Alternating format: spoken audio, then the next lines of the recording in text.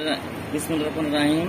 আমরা একটা পানি ট্যাঙ্কি অর্ডার করছি দুটো ট্রানজিস্টর দিয়ে। সেই ট্রানজিস্টর মডেল হচ্ছে 2S2625। তার জন্য আমরা কি করছি, প্রথম ট্রানজিস্টরের ইমিটারের সাথে 1 কিলো ওহমের রেজিস্ট্যান্স দিয়ে দ্বিতীয় ট্রানজিস্টরে বেজে লাগাইছি।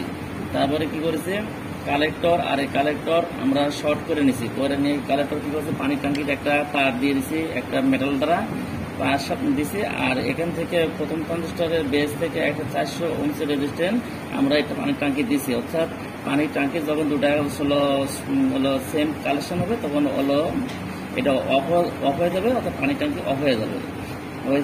আর তার জন্য আমরা কি করছি, এখানে ব্যাটারির মাইনাস হচ্ছে দ্বিতীয় ট্রানজিস্টরে এলিমিটারে দিছি। আর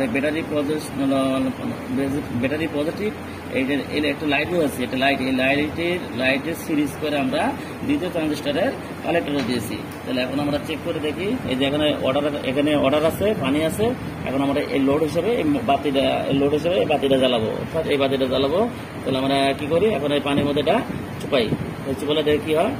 এই যে পানির চুপাছি, বাতি জ্বলতেছে, অফ করেছি, পানির থেকে তুলে নিয়েছি, অফ হয়েছে, আবার জ্বালাচ্ছি, আবার অফ হয়েছে। অর্থাৎ এইভাবে পানির স্পর্শ এসে হলো মোটরটা অন হবে। তার সাথে একটা রিলে দিয়ে আমরা কন্ট্রোল সিস্টেমটা করে একটা পানি ট্যাঙ্কি অর্ডার করতে পারি। আল্লাহ হাফেজ। এইভাবে আমরা পানি ট্যাঙ্কি অর্ডার করতে পারি দুটো ট্রানজিস্টরে।